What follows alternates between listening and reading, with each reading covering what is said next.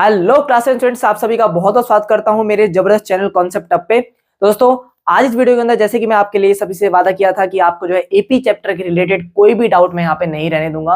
दोस्तों, आज इस मेरी वीडियो के बाद ये मेरा वादा है दोस्तों कि आपको एपी चैप्टर के रिलेटेड कोई शिकायत नहीं रहेगी। दोस्तों, बात रही यहाँ पे क्वेश्चंस की। क्वेश्चंस में दोस्तों यहाँ पे एक्चुअली साथ साथ इसलिए नहीं यहाँ पे करा रहा क्योंकि मैं जानता हूँ कि दोस्तों मैक्सिमम स्टूडेंट्स को जो है प्रॉब्लम किस चीज के रिगार्डिंग रहती है इस चैप्टर के अंदर, उस प्रॉब्लम से मैं बखूबी वाकिफ हूं। क्योंकि दोस्तों इस चैप्टर से जो मेन प्रॉब्लम है ना, वो आपके फॉर्मूलोज के साथ है।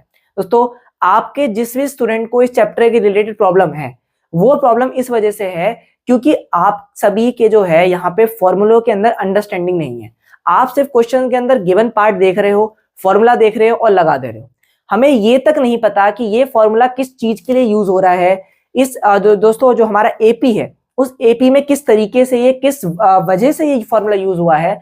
अगर आपको ये बात पता है, उस फॉर्मूले के बारे में डेप्थ में अंडरस्टैंडिंग है, तो आप एपी के रिलेटेड कोई भी प्रॉब्लम आपको कभी फेस नहीं होगी। दोस्तों, एपी के रिलेटेड मैं आपको यहाँ पे थोड़ी इंटरेस्टिंग बात और बता दूं।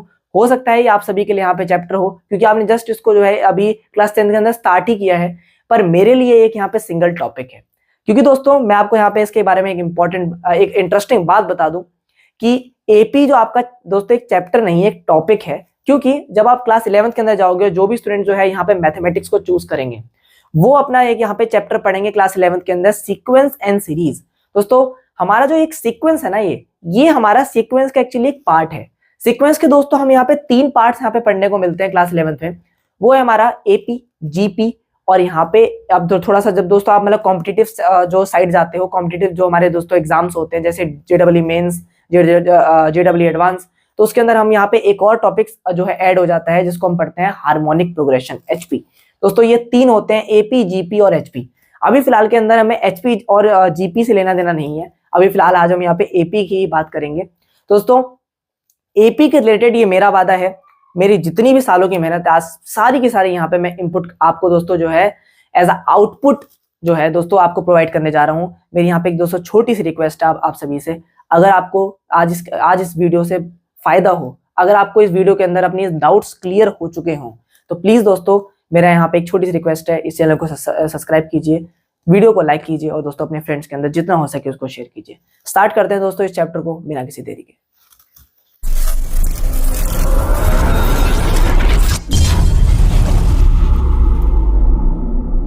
हाँ तो दोस्तों, अब हम यहाँ पे इसकी स्टार्ट करते हैं। आप एक बिना किसी देरी के जबरदस्त स्टार्टिंग आपको दोस्तों देता हूं। दोस्तों, एपी को अगर मैं आपको यहाँ पे समझाने की कोशिश करूं, दोस्तों एपी के रिलेटेड मैं आपको बहुत एक जो है मजेदार बात बताता हूँ। बचपन में हमने जब भी हमारी 5th क्लास से जितनी भी नीचे क्लासेस है ना, 5th से दोस्तों जितनी भी मतलब बाकी की जो हमारी क्लासेस रही हैं, 4th, 3rd, 2nd ये वाली, उन जो इतनी हमारी मैथ्स की बुक्स थी, मैथ्स की बुक के अंदर आपने जनरली नोटिस करा होगा, कई बार हमको ना नंबर्स का पैटर्न देखने को मिलता था, है ना। और उसमें कहीं ना कुछ जो है फॉलो मतलब होता रहता था। जैसे 1-1 का गैप होता होगा, 2-2 का गैप होता होगा। जैसे कि मैं यहाँ पे एक कुछ सीक्वेंस लिखता हूँ, ठीक है, नंबर्स का। जैसे मैंने यहाँ पे सीक्वेंस लिखा, मान लो मैंने यहाँ पे सारे ना इवन नंबर लिख दिए, ठीक है।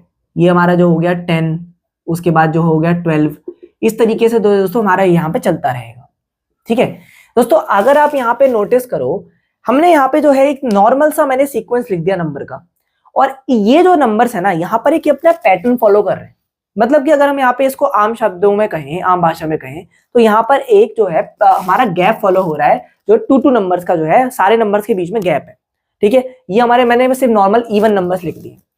क्या मैं अगर यहाँ पे सबसे पहले ये जानना चाहूं कि एपी होता क्या है ना, जैसे कोई भी सीक्वेंस है, हम ये चेक करना चाहते हैं कि क्या ये एपी है या नहीं, ठीक है। तो हम यहाँ पे दोस्तों किस तरीके से चेक करते हैं। एपी चेक करने का जो है यहाँ पे पर्टिकुलर कंडीशंस होती हैं।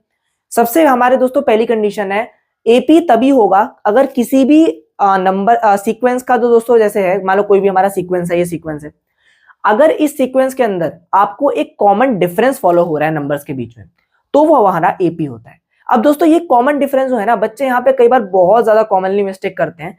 इस कॉमन डिफरेंस को चेक करने के लिए दोस्तों एक पर्टिकुलर कंडीशन होती है। वो क्या करते हैं, यहाँ पे 8 में से 10 माइनस यहाँ पे दोस्तों हमने करके देख लिया, 10 में से 12 करके देख लिया, 6 में से 2 करके देख लिया, ऐसे नहीं दोस्तों, ये जो है आपका बिल्कुल गलत हो जाएगा। वो एपी आप कभी भी चेक कर ही नहीं पाओगे। अगर मैं दोस्तों आपको बिल्कुल एनसीईआरटी के पहले क्वेश्चन की तरफ जा रहा हूँ, ठीक है। आपके एनसीईआरटी के अंदर सबसे पहला क्वेश्चन सीसी में आता है, क्या आप मुझे ये बताइए क्या ये एपी है या नहीं, है ना।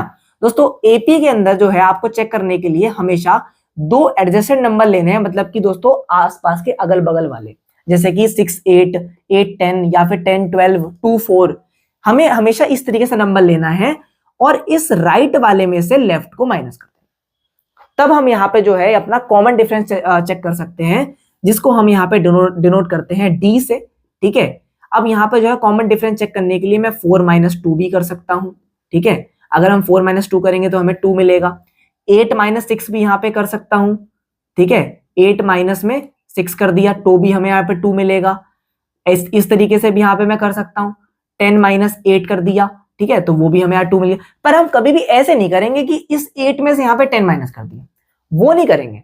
हम हमेशा यहाँ पे दो एडजेसेंट वाले नंबर लेंगे और राइट वाले में से हम जो है लेफ्ट वाले को माइनस करेंगे, तो हमको यहाँ पे कॉमन डिफरेंस पता चलेगा, जिसको हम यहाँ पे डिनोट करते हैं डी से, ठीक है।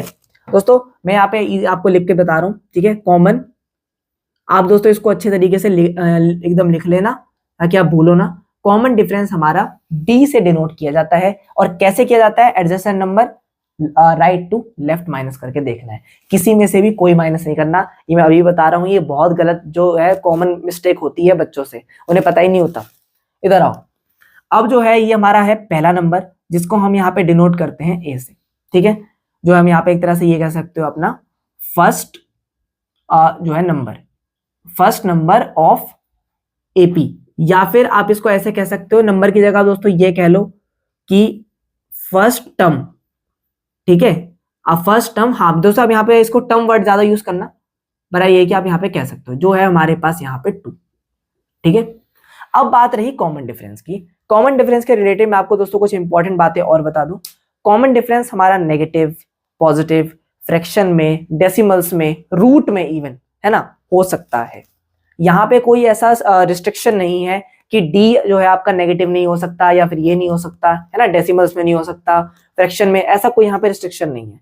डी आपका जो है वो कैसे भी हो सकता है। आपने दोस्तों क्वेश्चंस देखो एनसीईआरटी के अंदर, कॉमन डिफरेंस जो आपको मैंने बता दिया, कोई भी नंबर लेकर के आपको जो है राइट टू लेफ्ट माइनस करना है। ये बात मैं बार बार इसलिए बोल रहा हूँ क्योंकि स्टूडेंट्स इस चीज में मिस्टेक करते हैं, किसी में से भी कोई भी कर देंगे, वो नहीं करना। उसके बाद दोस्तों ये हमारा कॉमन डिफरेंस हो गया first term of an AP. First term जो है हमारा ये हमें पता ही है, पहला टर्म। अब दोस्तों एपी जो है वो हमारे पास फाइनाइट भी हो सकता है, ठीक है दोस्तों। एपी हमारे पास फाइनाइट भी हो सकता है और इनफाइनाइट भी हो सकता है। दोस्तों ये सारे जो है ना बेसिक कुछ एपी के रिलेटेड ना कंसेप्ट्स हैं जो कि पता होना बहुत जरूरी है। फाइनाइट दोस्तों हम ये कह लेंगे, जैसे मान लो मैंने यहाँ पे एपी लिखा है 2 4 6 8 10, है ना, चलता जा रहा है। अब मैंने यहाँ पे इसको मान लो कहीं पे रोक दिया, मान लो मैंने इसको रोक दिया 40 पे रोक दिया, तो इसको हम यहाँ पे कहेंगे फाइनाइट एपी, कि मतलब हमारे पास यहाँ पे फाइनाइट नंबर ऑफ टर्म्स हैं, ठीक है, हम यहाँ पे गिन सकते हैं। बट जब वहीं पर हम यहाँ पे इन्फिनाइट की बात करें तो दोस्तों इन्फिनाइट में हमारी यही आ जाती है, मान लो मैंने ऑड नंबर्स लिख दिए है ना, 1 3 और उसके बाद दोस्तों हमारा 5, ठीक है, 7, इस तरीके से यहाँ पे चलता जाएगा। अब दोस्तों अगर मैंने डॉट डॉट करके छोड़ दिया और मैंने कोई नंबर यहाँ पे नहीं लिखा, इसका मतलब ये हमारी एपी इन्फिनाइट तक जाएगी, कितने भी नंबर्स आगे हम इसको बढ़ा सकते हैं। फाइनाइट एपी के अंदर एक और यहाँ पे टर्म इंक्लूड हो जाती है, जिसे हम बोलते हैं, इस वाली टर्म को जिसे हम बोलते हैं लास्ट टर्म। ये बात जिसको दोस्तों आप यहाँ पे डिनोट करोगे, एल से यहाँ पे डिनोट कर लो, ठीक है। लास्ट टर्म जो है वो यहाँ पे जो है इंक्लूड हो जाती है फाइनाइट एपीज में। और इसी जो है फाइनाइट एपी के रिलेटेड और भी यहाँ पे कुछ हमारे पास फॉर्मूले और कंसेप्ट्स आते हैं, उनके बारे में भी हम बात दोस्तों अभी करेंगे। उससे पहले जो है मैं आपको यहाँ पे एक और चीज लिख देता हूँ इंपॉर्टेंट, ठीक है। इंपॉर्टेंट बात मुझे यहाँ पे आपके लिए, आप सभी के लिए लिखनी है, वो है दोस्तों हमारी general form of an AP. दोस्तों मैं आपको यहाँ पे एक जनरल फॉर्म दे रहा हूं, ठीक है। इसकी मदद से आप एक दोस्तों पर्टिकुलर वैल्यू लेके आप कोई भी एपी फॉर्म कर सकते हो, ठीक है। जनरल फॉर्म दोस्तों आपको जो अपनी बुक्स में भी लिखी मिल जाएगी वैसे तो, ए प्लस डी, ठीक है। उसके बाद जो है दोस्तों इसको आप ब्रैकेट में रख लो, ए प्लस में 2d, ठीक है, ए प्लस में 3d, उसके बाद दोस्तों हमारा a प्लस में 4d, इसी तरीके से दोस्तों जो है ये हमारी चलती रहती है, ए प्लस डी, ए प्लस 2d, ए प्लस 3d, ए प्लस 4d। अब इसका यूज करते हुए मैं आपको यहाँ पर एक कोई भी एपी, रैंडम एपी बना के दिखाता हूं। मान लो मैंने ए को जो है कोई भी अपनी वैल्यू ले ली, मान लो मैं ए की वैल्यू लेना चाहता हूं, मान के चलो मैंने 3 ले ली, और कॉमन डिफरेंस जो है वो मैं यहाँ पे क्या कहते हैं 2 का रख लेता हूँ। ठीक है, मैंने यहाँ पे कॉमन डिफरेंस 2 का ले लिया, ए की वैल्यू मैं यहाँ पे 3 रख ली, जिसको हम ए को हमने बोला है फर्स्ट टर्म। ये सब दोस्तों हम जानते ही हैं। फर्स्ट टर्म मैंने दोस्तों यहाँ पर जो है 3 रखा, ए प्लस डी करेंगे तो यहाँ दोस्तों हमें 5 मिल जाएगा। ठीक है, उसके बाद ए प्लस 2d करेंगे, मतलब कि जो है 3 प्लस में 2 इंटू में डी, मतलब कि हमारा 4, जो दोस्तों हमारे पास मिल जाएगा कितना 7। दोस्तों एक तरीके से जो है यहाँ पे हमारा जो हम फॉर्म हो रहा है, ठीक है, वो एक एपी ही फॉर्म हो रहा है। आप यहाँ पे कोई भी जो है कॉमन डिफरेंस -2 भी कर सकते हो, ठीक है, 3 भी कर सकते हो, यहाँ पे कोई भी रैंडम नंबर आप रख सकते हो। इस तरीके से यहाँ पर जो है एपी हमारा चलता जाएगा। ठीक है, अब दोस्तों यहाँ पे इजीली यहाँ पे चेक भी कर सकते हो, कॉमन डिफरेंस आपका हर बार जो है वो 2 आएगा। ठीक है दोस्तों, ये हो गया हमारा general form of an AP. इसकी मदद से आप कोई भी एपी फॉर्म कर सकते हो। ये जस्ट मैंने आपको एक एग्जांपल के तौर पे समझा दिया। दोस्तों अब यहाँ पर हम स्टार्ट करते हैं अपने चैप्टर का मोस्ट इंपॉर्टेंट फर्स्ट फॉर्मूला, जिसको समझना हद से ज्यादा जरूरी है, और उसमें उसके जो कंसेप्ट्स हैं वो आपके इस पूरे चैप्टर में चलेंगे। सिर्फ यही नहीं, एक पर्टिकुलर एक्सरसाइज पे नहीं, क्योंकि यार दोस्तों आप ना एनसीईआरटी के ऊपर भरोसे रह जाते हो, एक एक्सरसाइज में से मैंने ये प्रैक्टिस कर लिया, एक इसमें से नहीं। दोस्तों आप हर चीज को पहले समझो, समझने के बाद ना आप एक क्वेश्चन जो है उसको प्रॉपर तरीके से समझ लो, अपने इन कंसेप्ट को समझो, इन फॉर्मूलों को समझो, एक क्वेश्चन को देखो, और आप दोस्तों बाकी क्वेश्चन अपने आप बना लोगे। आपको कोई भी अलग से प्रैक्टिस करने की जरूरत पड़ेगी भी नहीं। आप अपने आप दोस्तों मन करेगा कि मैं बार बार जो है और भी ज्यादा प्रैक्टिस करूं। दोस्तों आप इसको नोट डाउन कीजिए, स्टार्ट करते हैं। हाँ तो दोस्तों अब हम यहाँ पे स्टार्ट करने जा रहे हैं इस चैप्टर का most important formula, nth term of an AP. दोस्तों मैं यहाँ पे कोई भी एक रैंडम एपी ले रहा हूँ आपके सामने। ठीक है, जैसे कि अभी मैंने यहाँ पे वो इवन नंबर्स को लिख दिया था, वो भी एक पूरा एपी फॉर्म हो जाता है। 2, 4, 6, 8, 10, 12 है ना, ये हमारा एक एपी जो है फॉर्म हो गया। ओके चलो दोस्तों, nth टर्म ऑफ एपी का जो फॉर्मूला होता है ना, वो होता है ये an is equals to a plus n-1 into D. दोस्तों ये जो हमारा फॉर्मूला है ना, इसको ध्यान से देखो। ये a मैंने आपको अभी बताया था कि a हमारा फर्स्ट टर्म होता है, d मैंने आपको अभी बताया जो हमारा जो है कॉमन डिफरेंस होता है एपी का। ठीक है, वो हम यहाँ पे इजीली कैलकुलेट कर सकते हैं, a हम अपनी एपी में से देख सकते हैं, है ना। और ये दोस्तों जो हमारा an है ना, ये बड़ी ही बस यही चीज यहाँ पे समझने वाली है। अगर आपने इसको समझ लिया ना, तो ये समझ लेना आपने बहुत इंपॉर्टेंट टॉपिक समझ लिया। ठीक है, समझो जरा। n आपको दोस्तों जो मैंने आपको देखो अभी तक नहीं बताया, n हमारा जो है नंबर ऑफ टर्म्स। ठीक है, हमारे इस एपी में कितने यहाँ पे नंबर ऑफ टर्म्स हैं वो जो है यहाँ पे डिनोट करता है। ओके दोस्तों, ये इस an का मतलब ये होता है, जैसे मैंने यहाँ पे लिखा a2, a1 है ना, मान लो मैंने n की जगह कुछ यहाँ वैल्यू पुट करी। फॉर एग्जाम्पल मैंने यहाँ पे a1 पुट करा, ठीक है, a2 पुट करा n की जगह, a3 पुट करा। तो दोस्तों ये जो हमारे टर्म्स है ना, ये यही टर्म्स होते हैं। जैसे कि आप ये जो यहाँ पे 2 दिख रहा है, इस फर्स्ट टर्म को जो है हम यहाँ पे a1 बोलते हैं। मैं यहाँ पे दोस्तों डिफरेंट मार्कर यूज करता हूँ आप सभी के लिए।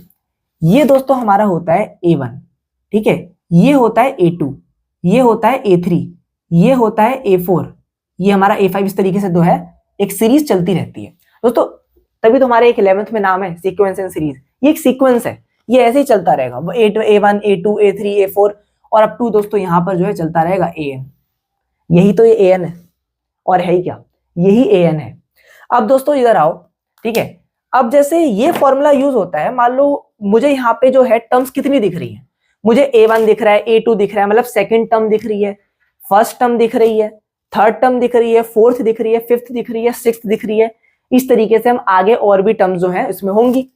मान लो मैंने जो है यहाँ पे कैलकुलेट करना चाहता हूँ a20, या अब तो ऑब्वियस ही बात है ना, ये हमारी इनफाइनाइट वाली है, तो नंबर्स आगे हमारे जितने भी हो सकते हैं।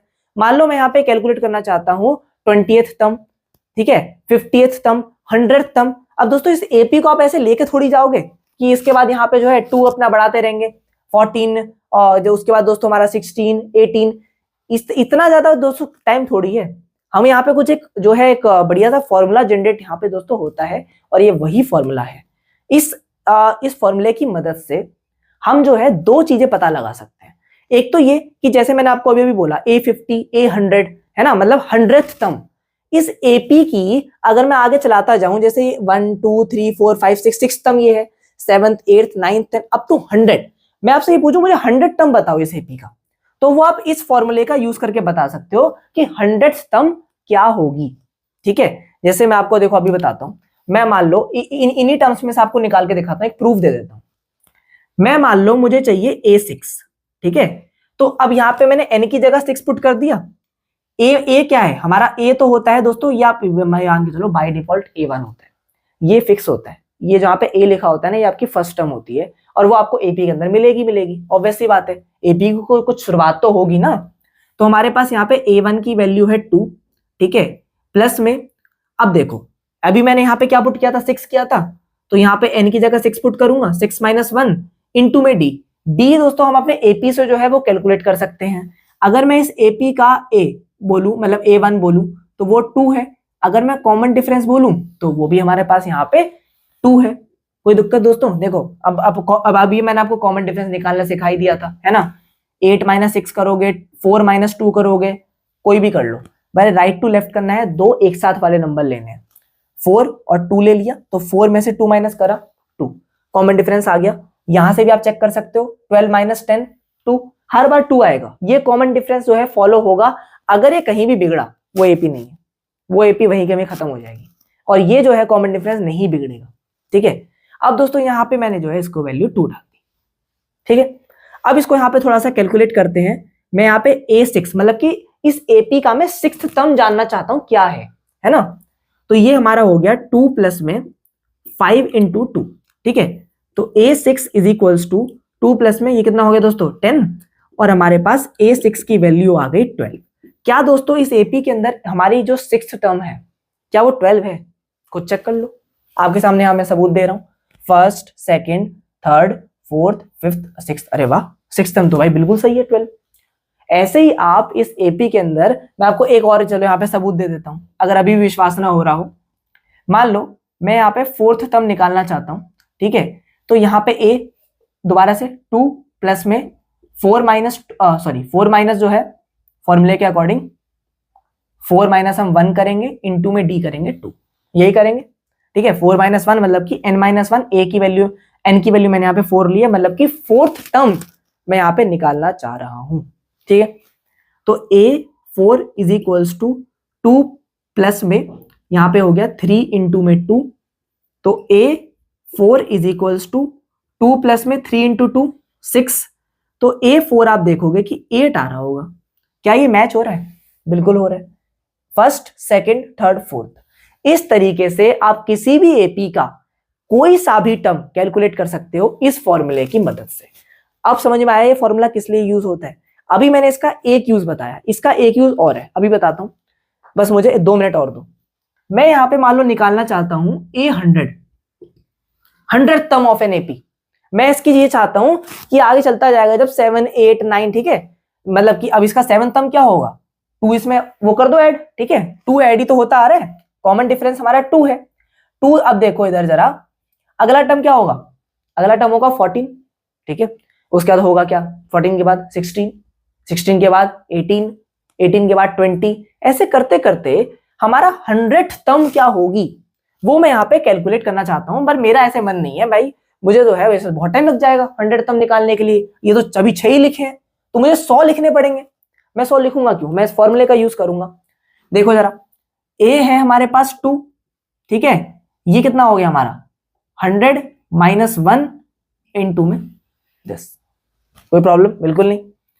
अब यहाँ पे A100 2 प्लस 100 - 1 हम सभी जानते हैं 99 इंटू 2। दोस्तों A100 जो है आप यहाँ पे मल्टीप्लाई करोगे तो कितना आएगा, 2 9 हमारा 18, ठीक है, 2 9 18 90।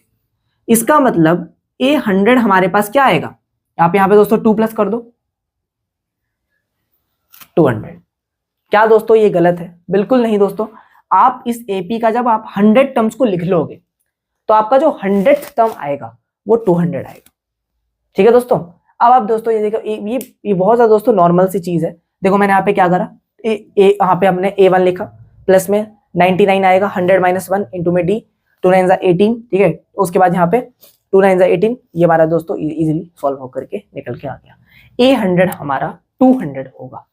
चाहे आप दोस्तों इसको कैलकुलेट भी करके देख सकते हो, ठीक है। अब दोस्तों जो है इतनी बात तो हो गई। अब मैंने आपको ये सिखा दिया कि हम किसी भी एपी का कौन सा टर्म जो है, nth टर्म जो है कैलकुलेट कैसे कर सकते हैं, वो मैंने आपको सिखा दिया। इस फॉर्मूले का एक यूज और होता है। अब जैसे कि आपको मान लो मैंने कोई नंबर बोला, जैसे इस एपी का मान लो 12 है, ठीक है। अब एक मिनट, मैं दोस्तों थोड़ा सा इसको रब करूंगा, ठीक है।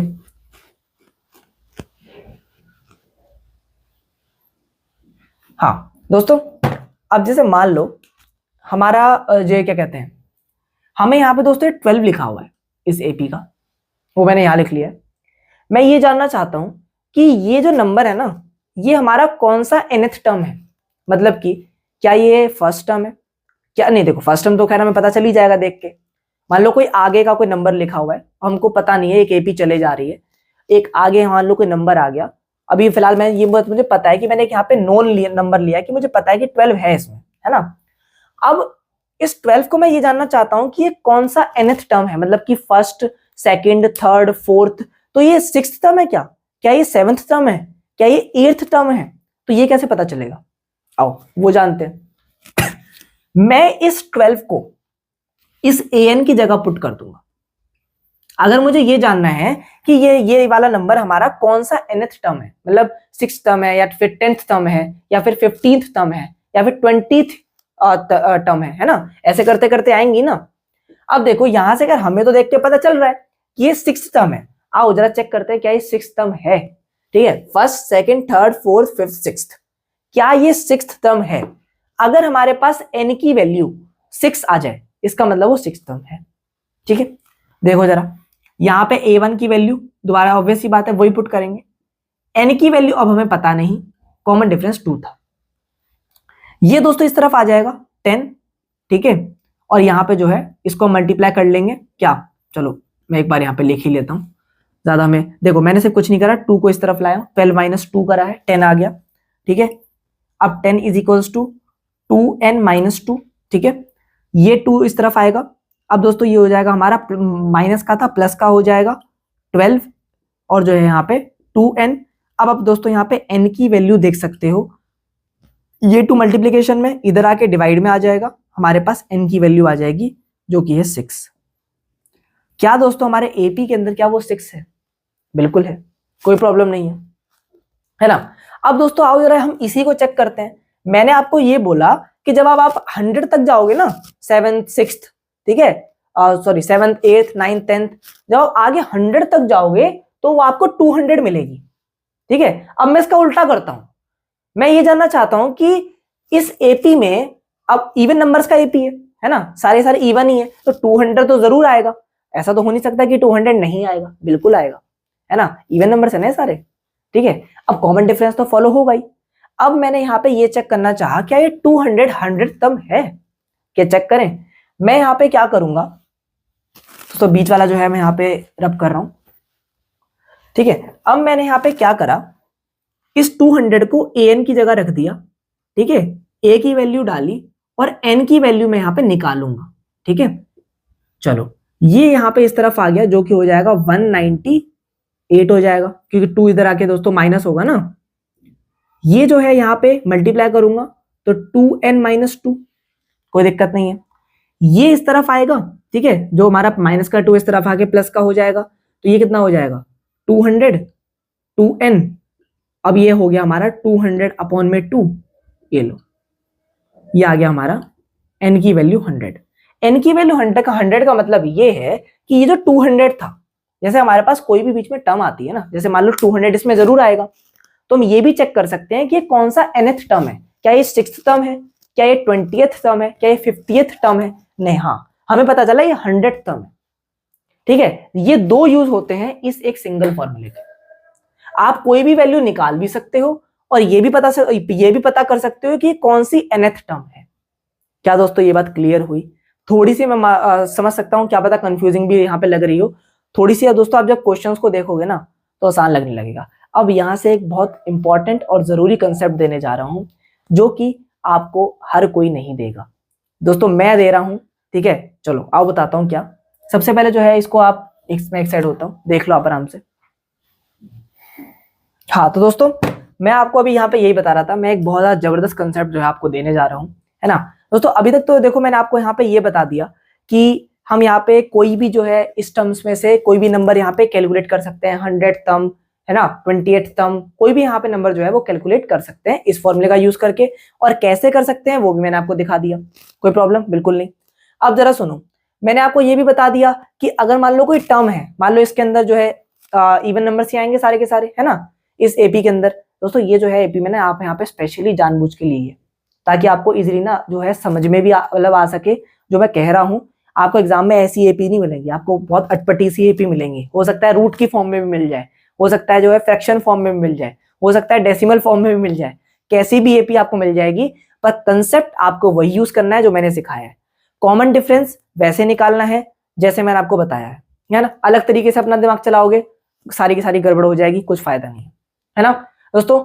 अब देखो मैंने आपको ये भी बता दिया, मान लो आगे जाके कोई नंबर आएगा इसके अंदर, मान लो हमारा 500 आया, है ना, तो 500 जो है वो कौन सा nth टर्म है, क्या वो 100th टर्म है, क्या वो 50th टर्म है, या फिर वो 200th टर्म है ना, तो कौन सा nth टर्म है वो भी हम यहाँ पे पता लगा सकते हैं। ये सब मैं दोस्तों मैं सिखा क्यों रहा हूँ, ये सब आपके दोस्तों काम आएगा।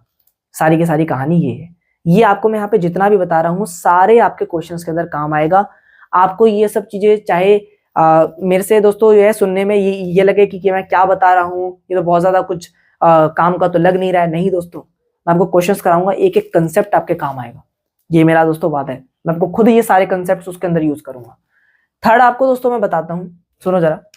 जैसे मान लो आपको किसी भी एपी के अंदर ये चेक करना है कि क्या ये नंबर इस एपी में एग्जिस्ट करेगा। जैसे मान लो ये हमारा जो है नंबर है, ठीक है, ये हमारा एपी है, इस एपी में क्या 500 एग्जिस्ट करेगा। जैसे जब हम आगे जाएंगे, वैसे अभी आप इस एपी को देख के बता दोगे कि हाँ 500 एग्जिस्ट करेगा, इवन नंबर है। मान लो यहाँ पे एक मैं अटपटी सी एपी ले ली 2, ठीक है, 5, और मैंने यहाँ पे जो है कॉमन डिफरेंस मान लो 3 3 का ले रहा हूँ, ठीक है, तो 5 ये हमारा 6 7 8, उसके बाद जो है 9 10 11, उसके बाद दोस्तों जो है और हमने यहाँ पे आगे ले लिया 14। इस तरीके से जो है यहाँ पे मैंने एपी यहाँ पे बना ली जिसमें ए हमारा 2 है और कॉमन डिफरेंस हमारे पास 3 है।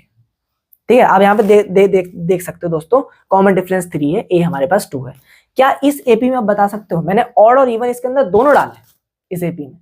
इस एपी में मुझे ये बताओ कि क्या हमारा 197 या फिर जो है 256 एग्जिस्ट करेगा। जब हम आगे जाएंगे क्या वो इस गैप में रह जाएगा या फिर वो एक नंबर जो है यहाँ पे फॉर्म होगा, क्या ये पता मुझे आप करके बता सकते हो। ये कंसेप्ट काम आता है इंपॉर्टेंट क्वेश्चन, खास करके जिन बच्चों ने स्टैंडर्ड मैथमेटिक्स ली है। दोस्तों वेरी इंपॉर्टेंट यहाँ पे कंसेप्ट बता रहा हूं, प्लीज मेरी आप बात को ध्यान से सुनना। जैसे मान लो यही हमारा एपी है, मैंने इस एपी में बोला कि मुझे आप ये बताइए कि आगे जाके मान लो मैंने कोई छोटा नंबर लेता हूं, चलो अभी 28 ले लिया, क्या ये 28 इस एपी में एग्जिस्ट करेगा। तो वो पता लगाने का तरीका ये होता है, आपको इस 28 को इस फॉर्मूले का यूज करना है, 28 को an की जगह लिख देना है, a की वैल्यू डालोगे, ठीक है, और n की वैल्यू आप यहाँ पे कैलकुलेट करोगे। आप ये पता लगाओगे ये कौन सी nth टर्म है, ठीक है, जो मैंने आपको सेकंड वाला जो पार्ट बताया था, है ना, इस फॉर्मूले का जो सेकंड मतलब पार्ट था, जो तरीका था वो वाला, और इंटू डी वो हमारे पास 3 है। मैं इस एपी की फिलहाल के लिए बात कर रहा हूँ, ठीक है।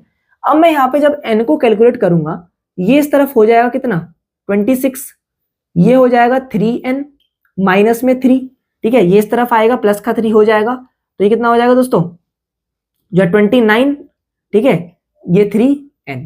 दोस्तों n क्या 29 जो है ये हो पाएगा, अब बताओ जरा मुझे, पॉसिबल ही नहीं है ना।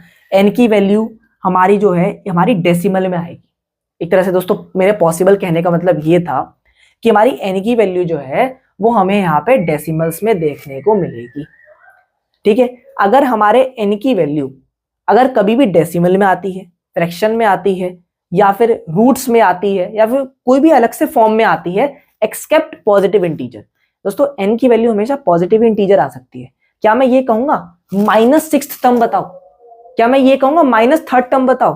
-3rd टर्म कौन सी होती है? ऐसा तो कोई एग्जिस्ट ही नहीं यहाँ पे करेगी। तो अगर हमारे पास जो है ये n की वैल्यू डेसिमल में आ रही है जो, तो ये हमारा जो 28 है ये एग्जिस्ट नहीं करेगा इस एपी में, मतलब 28 बीच में कहीं नहीं आएगा। और भी अगर मैं इसको आगे लेके जाऊंगा तो 28 एग्जिस्ट नहीं करेगा। दिखाऊं? चलो इसको जरा है ना एपी को आगे बढ़ाओ। मान लो मैंने इसको इस एपी को और आगे बढ़ाया 14, इसके आगे मैं लेके गया 15, 16, 17, ठीक है, 18, 19, 20, 21, 22, 23, 23 हो गया, 24, 25, 26, 27, 28, 29, 29 एग्जिस्ट करेगा, 28 तो बीच में रह गया। यही हमारा दोस्तों रीजन है कि यहां पर जो है एपी, इस एपी के अंदर 28 बीच में एग्जिस्ट नहीं करेगा, वो खत्म हो जाएगा बीच में अपना कहीं ना कहीं। वैसे यहाँ पे अगर मैं 500 की बात करूंगा, अब जैसे ही मैं यहाँ पे मान लो 500 निकालूंगा ना, देखो इधर 500 में जब इस एपी में निकालूंगा, ए हमारे पास 2 था, ठीक है, एन मुझे अभी मैंने आपको बोला निकाल के आप देखोगे, और कॉमन डिफरेंस हमारे पास 2 है। इस 500 को जरा इस 2 को जो है इस तरफ लाओ, ये हो गया कितना 498, 2n-2, ये -2 है, इस तरफ प्लस का 2 हो जाएगा 500। ये लो n की वैल्यू हमारे पास कितनी आ गई, वो आ गई हमारे पास 250, मतलब 250 हमारे पास आ गई। तो 250 हम सभी जानते हैं एक पॉजिटिव इंटीजर है, और 250 वैसे भी इसमें एग्जिस्ट करेगा। मैं यहाँ पे आपको इस एपी में ना एक ऑड नंबर लेके दिखाता हूँ, वो ऑड नंबर ना पॉजिटिव इंटीजर नहीं आएगी एन की वैल्यू, अभी दिखाता हूँ लेके। लो देखो आपको एक और प्रूफ देता हूँ, क्योंकि आप ये देखो ये वाली एपी में तो जानते हो ना सारे इवन रहेंगे, इस बात से तो मेरी सहमत हो, इस एपी में सारे इवन रहेंगे। मैं एक जबरदस्ती ऑड लेता हूँ, क्या वो ऑड एग्जिस्ट करेगा? वो ऑड देखना पॉजिटिव इंटीजर नहीं आएगा, वो कुछ और आएगा, या तो डेसिमल में आएगा या फिर नेगेटिव आएगा, कुछ भी आएगा, पर वो पॉजिटिव इंटीजर नहीं आएगा। ऐसा आना चाहिए नंबर 250, 2, 10 पॉजिटिव इंटीजर, ना डेसिमल ना फ्रैक्शन ना कुछ और, ठीक है, तब हमारा जो है ये नंबर एग्जिस्ट करेगा, इस एपी में ये नंबर आएगा आगे जाके। मैं इस एपी के अंदर जबरदस्ती ले लेता हूं ऑड नंबर, मान लो मैंने ऑड नंबर ले लिया 27 ले लिया, क्या ये एग्जिस्ट करेगा? आओ देखें, इस एपी यहाँ पे डी करोगे, ठीक है, एन की वैल्यू निकालोगे, उसके बाद जो है दोस्तों 2 इस तरफ आएगा, क्या होगा दोस्तों 25 इज इक्वल्स टू 2n-2, ये 2 इस तरफ दोस्तों प्लस हो जाएगा, 27 is equals to 2n, n की वैल्यू जरा बताओ 27/2 करोगे तो क्या ये एक यहाँ पॉजिटिव इंटीजर है? नहीं आ रहा, ये हमारे पास जो है डेसिमल में आएगा, और वो कितना आएगा दोस्तों, ये हमारा 1, ठीक है, उसके बाद 3, ये लो डेसिमल में आ रहा है।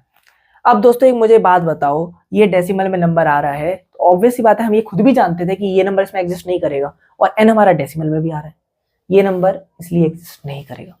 यहाँ तो हमें खुद ब खुद पता भी था, बट यहाँ इस वाले केस में जो मैंने यहाँ पे दूसरी एपी लिखी थी, इस एपी में हमें नहीं पता था कि 28 बीच में आएगा कि नहीं आएगा, वो आगे का नंबर आपसे पूछेंगे, तो उस आगे के नंबर को चेक करने के लिए कई बार आपको क्वेश्चन ऐसा मिलेगा कि क्या ये नंबर इस एपी में एग्जिस्ट करेगा। आपका n अगर पॉजिटिव इंटीजर आता है, आप बिल्कुल कहते ना हाँ बिल्कुल बेशक करेगा। अगर n का किसी भी और फॉर्म में आ जाता है तुरंत एकदम नहीं, वो उसमें नंबर एग्जिस्ट नहीं करेगा। ये दोस्तों ये तो हम यहाँ पे n बता रहे हैं ना, वो सेकंड टर्म है या थर्ड टर्म है या फोर्थ टर्म है, क्या -4th टर्म होती है? कुछ -4th टर्म नाम की कोई चीज नहीं होती। -3rd ये वाली कौन सी टर्म हुई? हम एपी में कभी पीछे जाते हैं? कभी नहीं जाते, एपी हमेशा आगे बढ़ती है, समझ रहे हो? अब ये जरूरी नहीं है कि एपी के अंदर नेगेटिव नंबर्स नहीं हो सकते हैं, कॉमन डिफरेंस नेगेटिव भी आ सकता है, पर एन कभी भी नेगेटिव या फिर किसी भी और फॉर्मेट में नहीं आता, एन कभी भी डेसिमल्स में नहीं आता, एन कभी भी नेगेटिव में नहीं आता। इस बात को आप मेरी दोस्तों आप याद रख लो, भले आप लिख के रख लो दोस्तों। अब यहाँ पे मैं लिखूंगा तो उससे कोई ऐसा खास कोई फायदा नहीं है, पर आप इस मेरी बात को लिख के रखो अपनी लैंग्वेज में, आप ताकि आपको समझ में आए। एन आपका कभी भी जो है पॉजिटिव इंटीजर के अलावा किसी फॉर्म में नहीं होगा। डी किसी भी फॉर्म में हो सकता है, डेसिमल, फ्रैक्शन, ठीक है, नेगेटिव, किसी में भी हो सकता है दोस्तों। आपके उसको यहाँ पे नोट डाउन